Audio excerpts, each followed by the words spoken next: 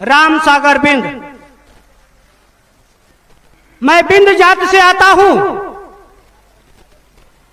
और हमारे पूर्वज, हमारे महापुरुष महाराजा बेड़ू बिंद भगवान जी थे। हमारा पहचान बिंद जाति से था। हमारे पहचान को मिटाने का काम एक बहुरूपिया ने किया।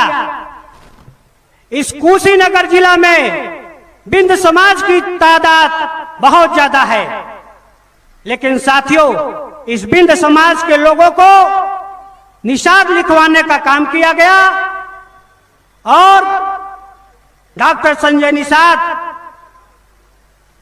बिंद समाज को निषाद समाज बनाए दिए।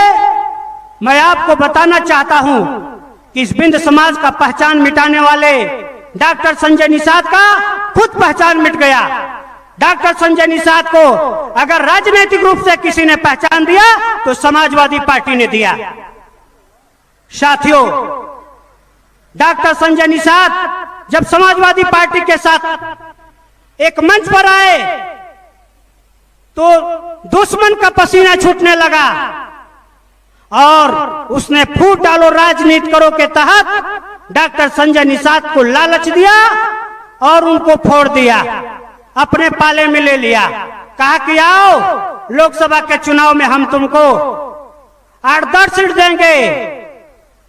साथियों, चले गए लालच में, लेकिन हुआ वहां क्या? समाजवादी पार्टी ने जिस गोरखपुर संसदीय सीट से उपचुनाव में प्रवीण निषाद को सांसद बनाया था, वह गोरखपुर का संसदीय सीट भी उनको नहीं मिला, संत कबीर नगर भेज दिया गया। तो साथियों, मैं आपको बताना चाहता हूं कि उनको फूट तो डाला गया, लालच दिया गया, लेकिन उनको मिला नहीं। बाद में कहने लगे कि केंद्र में सरकार है, राज्य में सरकार है, इस समाज को आरक्षण अब मिल जाएगा। 2 साल बीत गया, लेकिन क्या आपको आरक्षण मिला? नहीं मिला साथियों।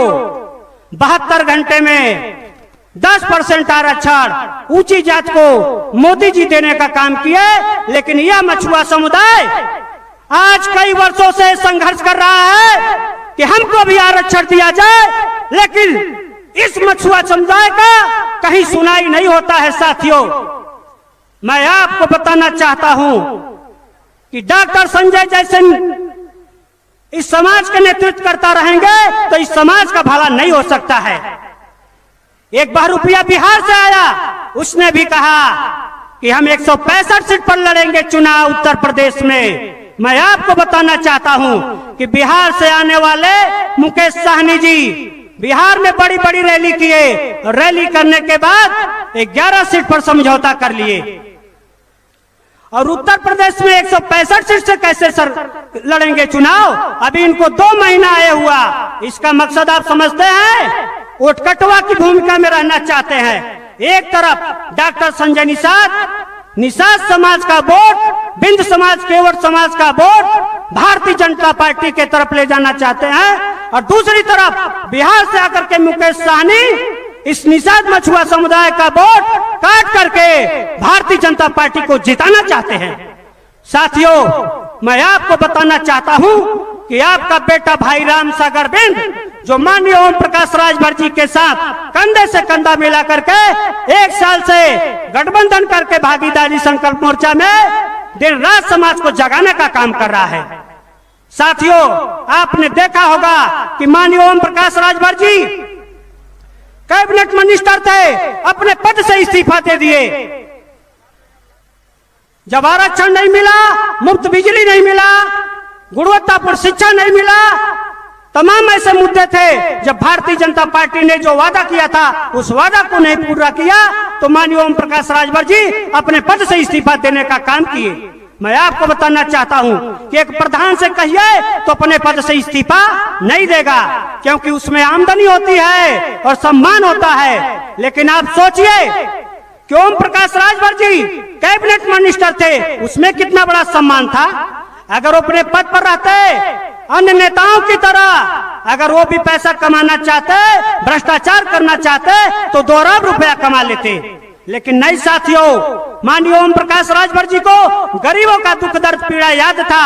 गरीब के परिवार से आते हैं, इसलिए इनको गरीबी याद थी। उनको पैसे इकट्ठा करने का जो है ये शौक नहीं था, इसलिए सदन ने कैबिनेट मिनिस्टर पर रहते हुए अपने पद से इस्तीफा दे दिए।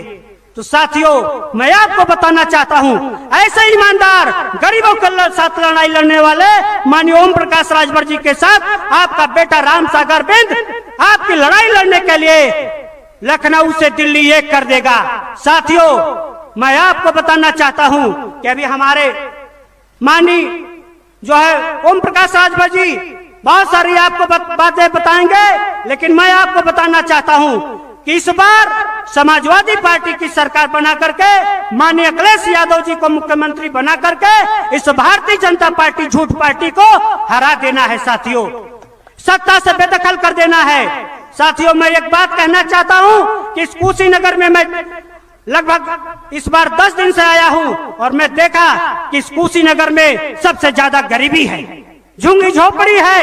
यही नहीं, आपका भी पनीवा के पास में गांव महादेवा में जो है वहां नारायणी नदी जो गंडक नदी है उसके कटाव से गांव का जो है अस्तित्व मिटने वाला है। लगभग 4-5 साल हो गया, वहां के लोग प्रशासन से गुहार कर रहे हैं, लेकिन उस गांव की सुरक्षा के लिए अभी तक कोई जो है सरकार की तरफ से जो है व्यवस्था नहीं की गई।